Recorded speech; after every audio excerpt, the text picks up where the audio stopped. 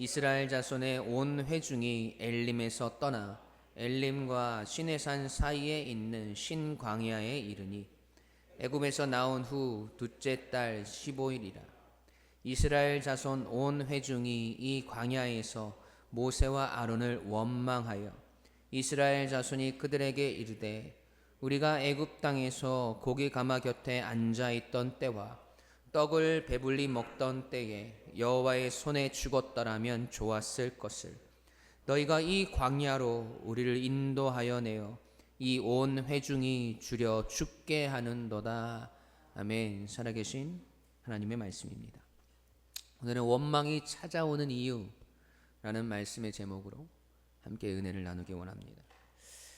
자, 여러분, 저희가 출애굽기 말씀을 묵상한 지 1년이 넘었어요. 작년 1월부터 출애굽기 말씀을 전했는데 이스라엘 백성들이 이제 홍해를 건너서 마라의 쓴물을 지나 엘림에 이르렀습니다. 참 더디죠. 언제 가나안 땅에 가게 될지 저도 잘 모르겠습니다. 실제로는 지금부터 40년이 넘게 걸렸지만 그것보다는 좀 더 저희의 설교가 빨리 도착하지 않을까 하는 생각을 합니다. 왜 이렇게 가나안을 향한 그 길이 여러분 멀고 더딘 것일까요? 다 그 이유가 있겠죠. 여러분, 가나안 땅은 어떤 곳입니까? 가나안 땅은 완전한 하나님의 통치가 있는 땅, 하나님의 은혜 없이는 살아갈 수 없는 땅, 전적으로 하나님만을 믿고 의지하며 살아가야 하는 땅이 가나안 땅입니다. 그런데 그 길을 향한 여정이 매우 더디다는 것은 그 땅에 들어갈 만한 하나님의 백성으로서의 온전한 모습이 아직 이루어지지 않았다는 것이겠죠. 그도 그럴 것이 이스라엘의 모습은 참 한결같습니다. 어떤 모습이 한결같을까요? 출애굽기의 여정을 통해서 계속해서 보여지는 이스라엘의 어떤 시그니처와 같은 모습들이 있죠. 여러분, 그것은 아마 원망일 겁니다. 애굽에서 430년 종살이 하면서 하나님 살려달라고 부르짖을 때는 언제고, 하나님께서 애굽을 나오게 해주셨더니 홍해 앞에서 모세와 하나님을 원망합니다. 출애굽기 14장 10절에서 12절 말씀 함께 읽어보겠습니다. 시작.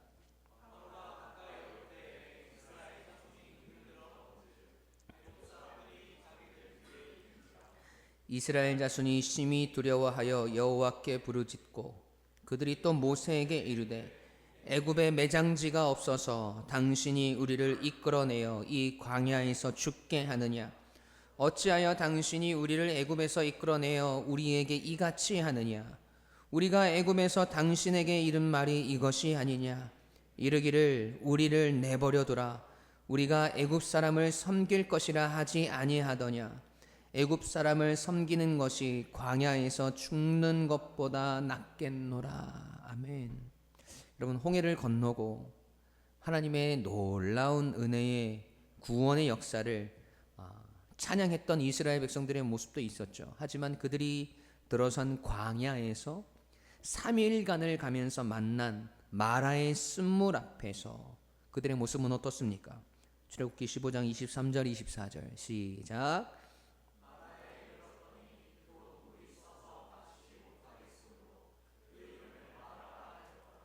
백성이 모세에게 원망하여 이르되 우리가 무엇을 마실까 하매. 아멘. 여러분, 그리고 또 오늘 말씀에서도 이스라엘 백성의 원망은 계속됩니다. 여러분, 이 정도 되면 하나님의 민족이 아니라 원망의 민족이라고 해도 되겠습니다. 도대체 왜 이러는 걸까요? 도대체 어떻게 해야 이렇게 원망으로 가득한 백성이 되어지는 걸까요? 오늘 말씀은 그들이 원망의 민족이 된 이유에 대해서 우리에게 알려주고 있습니다. 이스라엘 백성에게 원망이 찾아오게 된 이유를 정확하게 말해주고 있다는 것이죠. 그 이유를 우리가 깨닫고 오늘 우리의 모습들을 투영해 보면서 원망의 민족이 아닌 하나님의 민족으로 살아가게 되는 우리가 되기를 간절히 소원합니다.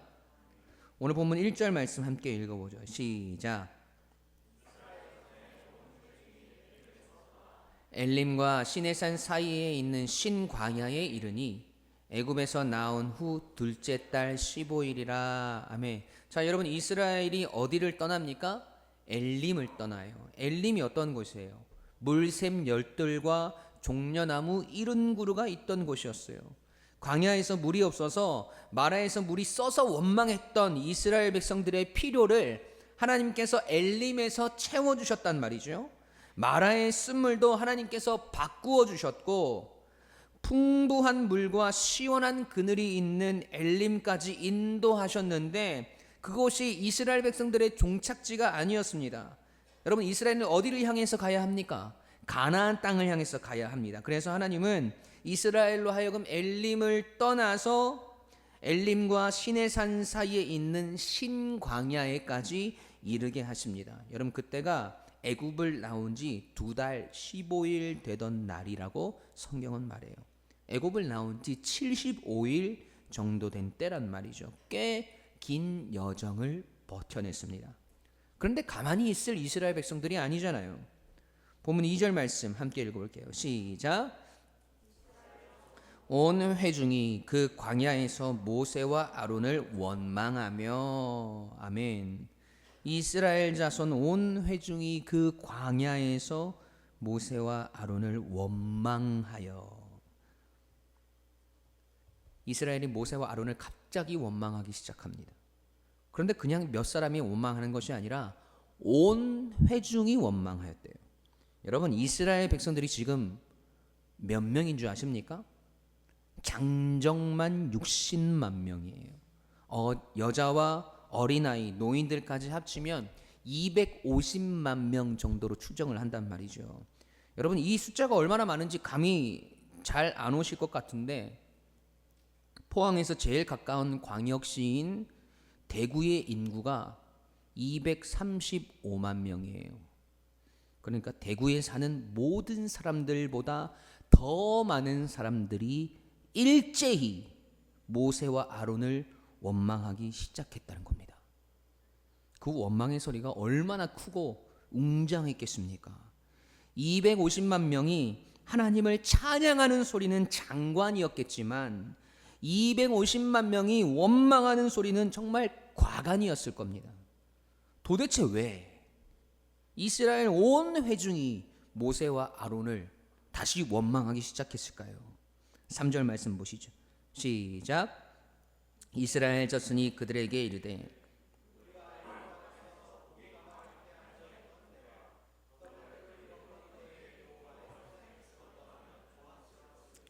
너희가 이 광야로 우리를 인도하여 내어 이 온 회중이 줄여 죽게 하는도다. 아멘. 여러분, 그들이 지금 모세와 아론을 원망하고 있는 이유가 뭐예요?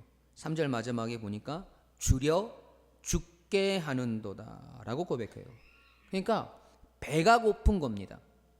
배가 고파서 그 많은 사람들이 지금 모세와 아론을 원망하고 그들을 인도하신 하나님을 원망하고 있는 겁니다. 그런데 그렇게 원망하는 이스라엘 백성들의 모습이 정말 어처구니가 없어요. 3절 말씀을 좀 주목해서 보세요.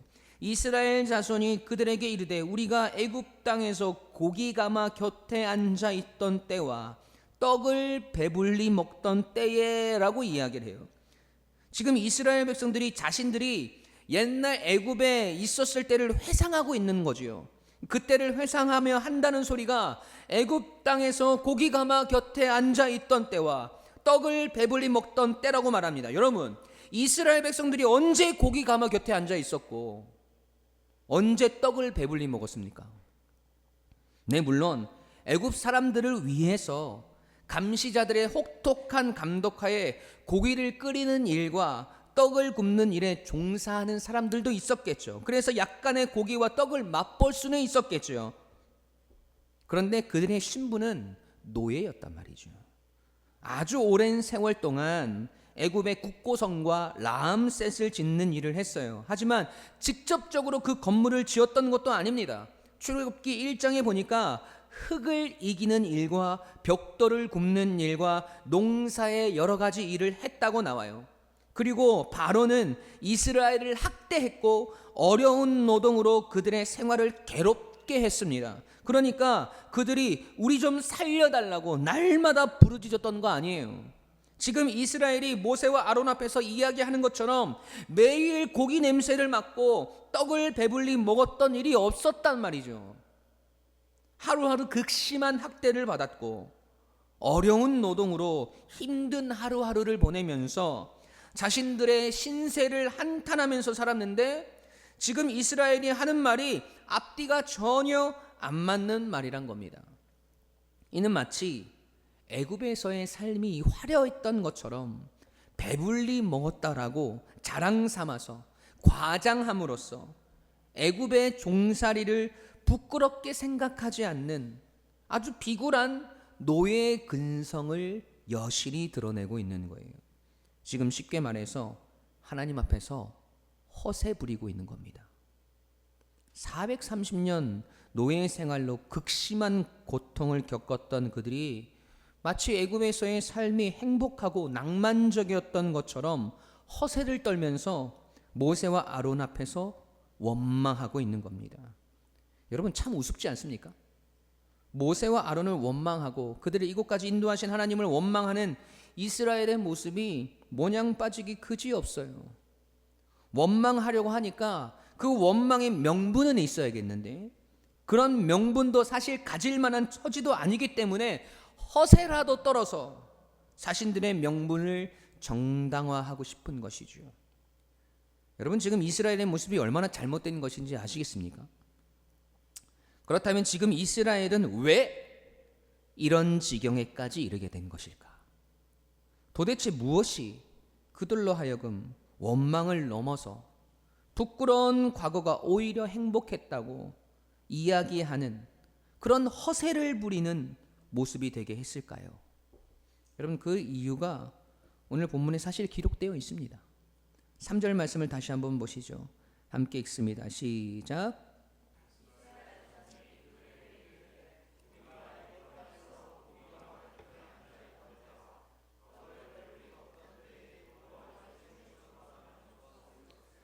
너희가 이 광야로 우리를 인도해 내어 이 온 회중이 주려 죽게 하는도다. 아멘.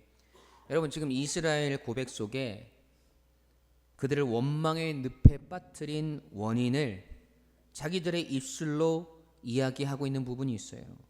우리가 애굽 땅에서 고기 가마 곁에 앉아 있던 때와 떡을 배불리 먹던 때에 여호와의 손에 죽었더라면 좋았을 것을 이라고 말합니다.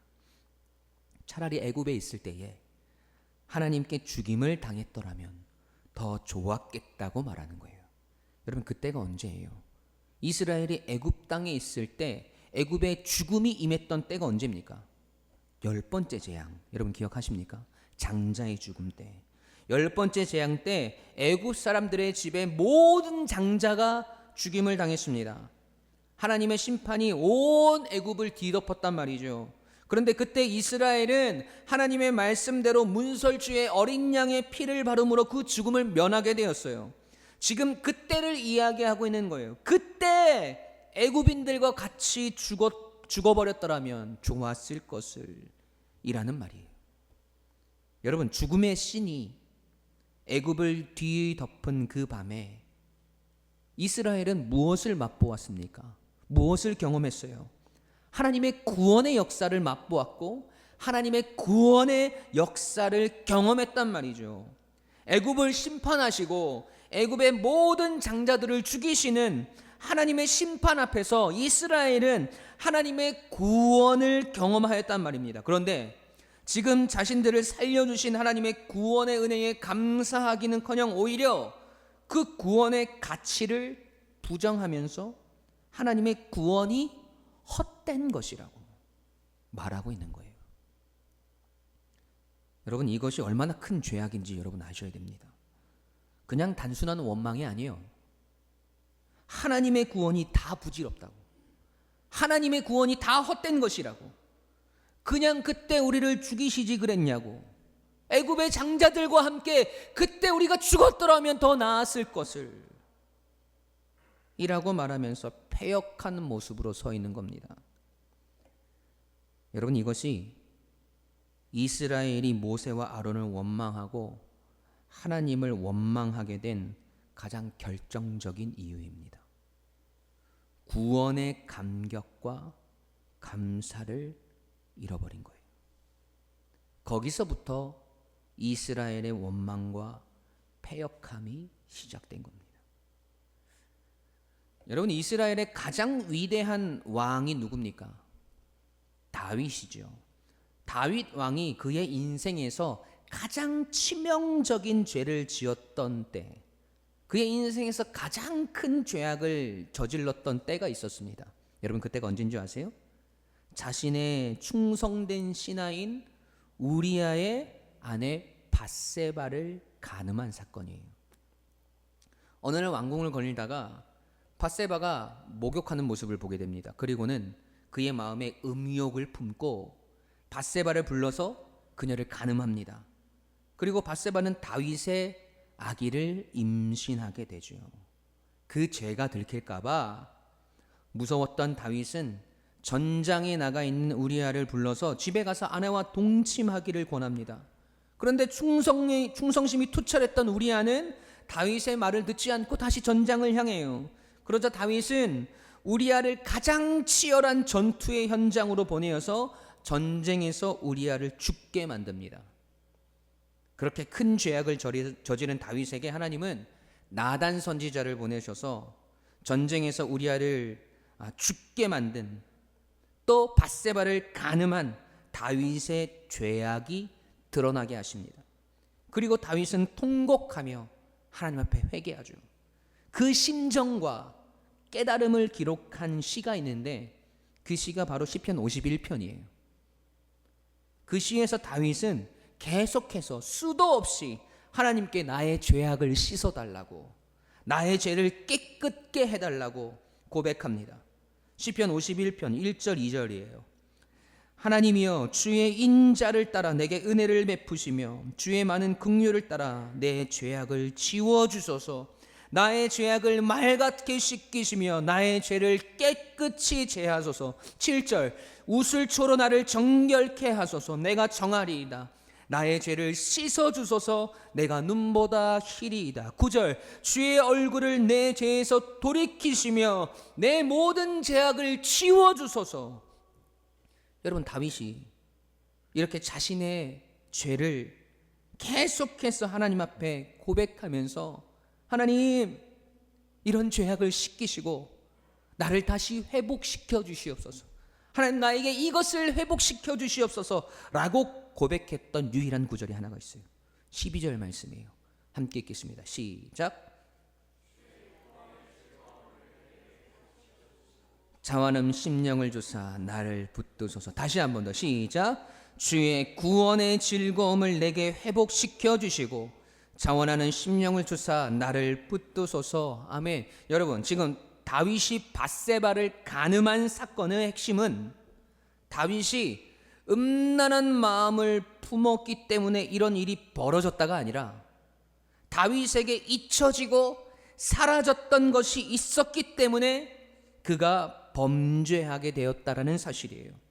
그가 잊어버리고 잃어버리고 그에게서 사라졌던 것이 무엇입니까? 주의 구원의 즐거움이에요. 이 대목에 대해서 제가 존경하는 설교가이자 미국의 베들레헴 침례교회를 담임하고 있는 존 파이퍼 목사님이 이렇게 이야기를 하세요. 우리는 다윗이 밧세바를 범한 것이 문제의 핵심이라고 생각합니다. 하지만 진짜 핵심은 다윗이 구원의 감격과 즐거움을 잊어버린 데서부터 시작됩니다. 우리 인간의 모든 죄의 시작은 그 기쁨의 부재에서부터 나오는 증상입니다. 구원의 기쁨이 사라지면 음욕을 품게 됩니다. 구원의 기쁨이 사라지면 유혹을 찾아 돌아다니게 되어 있습니다. 사랑하는 성도 여러분, 다윗에게 구원의 기쁨이 사라지자 그는 그에게 찾아온 음욕을 이겨내지 못했습니다. 여러분, 이스라엘 백성들도 마찬가지인 거예요. 그들에게 구원의 감격이 사라지자 그들은 하나님 앞에서 원망하고 분노하기 시작합니다. 그들에게 구원의 기쁨이 사라지자 하나님의 구원은 다 부질없고 차라리 그때 애굽에서 함께 죽는 것이 나았을 뻔했다고 하나님의 구원의 은혜를 멸시해 버립니다. 여러분, 이처럼 오늘 우리의 삶 속에서 일어나는 모든 죄악은, 우리가 짓는 모든 죄는 우리에게 하나님의 구원의 감격과 기쁨이 부재되어지는 것에서부터 나오는 증상들이라는 거예요. 이 기쁨이 사라졌기 때문에 예배에 나오는 것이 그렇게 즐겁지 않습니다. 이 기쁨이 사라졌기 때문에 헌신하는 것이 고통처럼 느껴지는 거예요. 이 기쁨이 사라졌기 때문에 하나님 앞에 예물 드리는 것이 아까운 거예요. 이 기쁨이 사라졌기 때문에 내 인생의 감사가 사라지고 원망이 시작됩니다. 이 기쁨이 사라졌기 때문에 이웃을 사랑하지 못합니다. 이 기쁨이 사라졌기 때문에 이 세상에서 하나님이 원하시지 않는 삶을 살아가면서도 전혀 죄책감이 들지 않습니다. 이 기쁨이 사라졌기 때문에 이 세상의 작은 유혹에도 너무나 쉽게 넘어가 버리더라는 겁니다. 오늘 우리가 가장 경계해야 할 것은 일상에서의 단순한 죄가 아니에요. 하나님께서 우리에게 베푸신 구원의 감격과 기쁨이 사라지는 우리의 모습을 가장 경계해야 합니다. 그래서 다시 하나님의 말씀 앞으로 나아와 우리를 그 말씀으로 쳐서 복종시키고 우리에게 사라지고 잊혀진 구원의 감격과 기쁨을 하나님 회복하게 해달라고 다윗처럼 눈물을 흘리며 간절함으로 하나님께 기도하셔야 합니다. 구원의 즐거움을 하나님 내게 회복시켜 주시옵소서.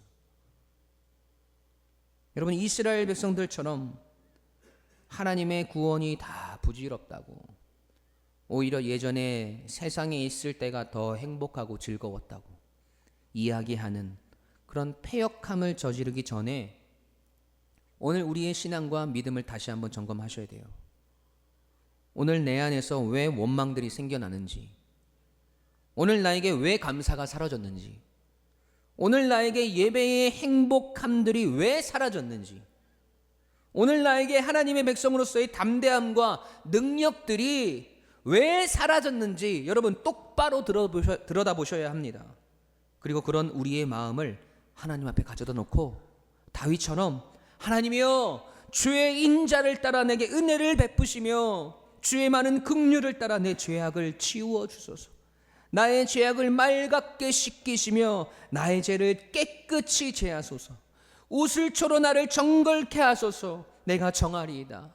나의 죄를 씻어주소서. 내가 눈보다 희리다. 주의 얼굴을 내 죄에서 돌이키시고 내 모든 죄악을 지워주소서. 그리고 마지막으로 주의 구원의 즐거움을 내게 회복시켜 주소서 라고 간절히 기도하며 하나님의 은혜가 다시 우리에게 부어지기를 간구하는 우리 모두가 되기를 간절히 소원합니다.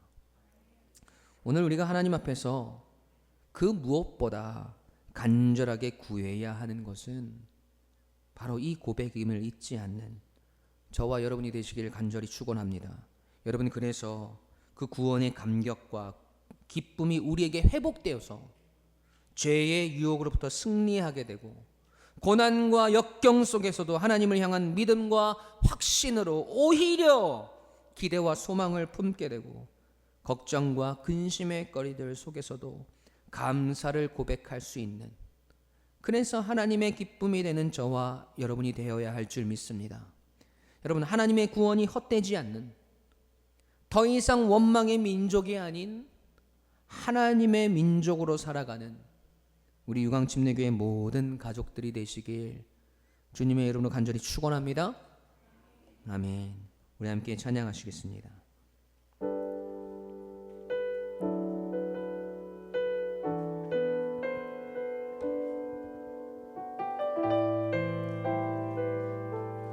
우리 보좌 앞에 모였네.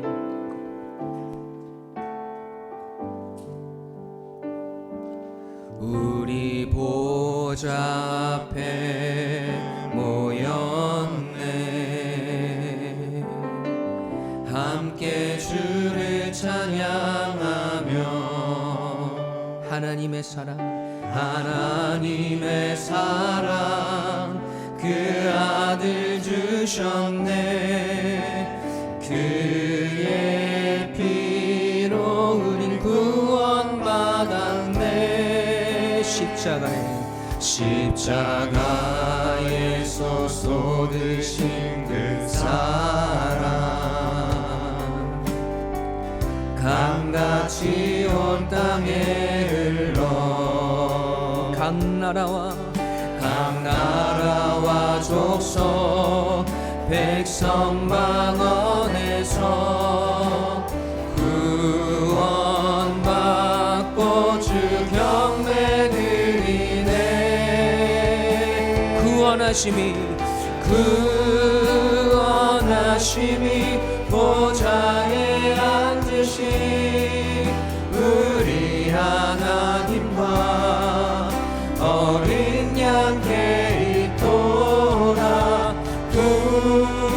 구원하심이 보좌에 앉으신 우리 하나님과 어린 양께 있도다.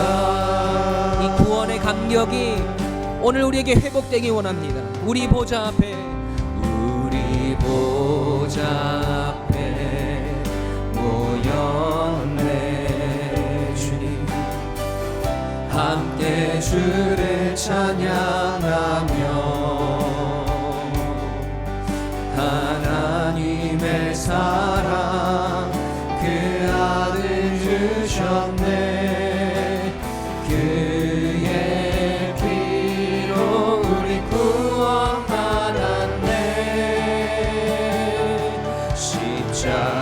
십자가에서 쏟으신 그 사랑 강같이 온 땅에 흘러 강나라와 족속 백성 방언에서 구원받고 주 경배 드리네. 주님 감사합니다.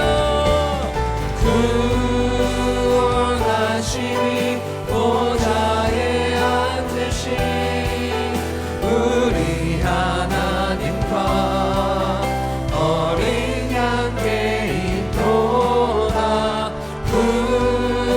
구원하심이 보좌에 앉으신 우리 하나님과 어린 양께 있도다.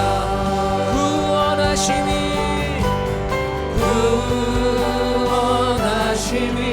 보좌에 앉으신 우리 하나님과 어린 양께 있도다. 구원하심이 보좌에 앉으신 우리 하나님과 어린 양께 있도다. 구원하심이 보좌에 앉으신 구원하심이 보좌에 앉으신 우리 하나님과 어린 양께 있도다. 구원하심이 보좌에 앉으신 우리 하나님과 어린 양께 있도다.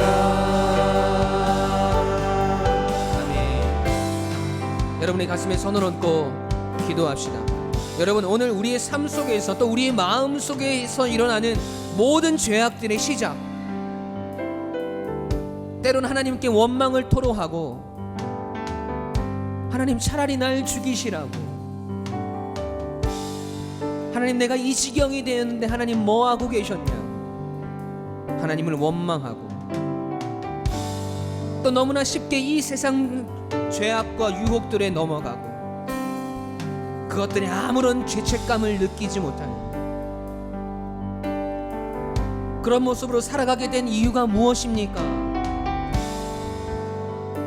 하나님 앞에 감사하지 못하고 오늘 우리 안에 죄악과 원망들로 가득하게 된 이유가 뭐예요? 여러분, 오늘 우리의 모습이 이스라엘 백성들의 모습과 같은 건 아닙니까?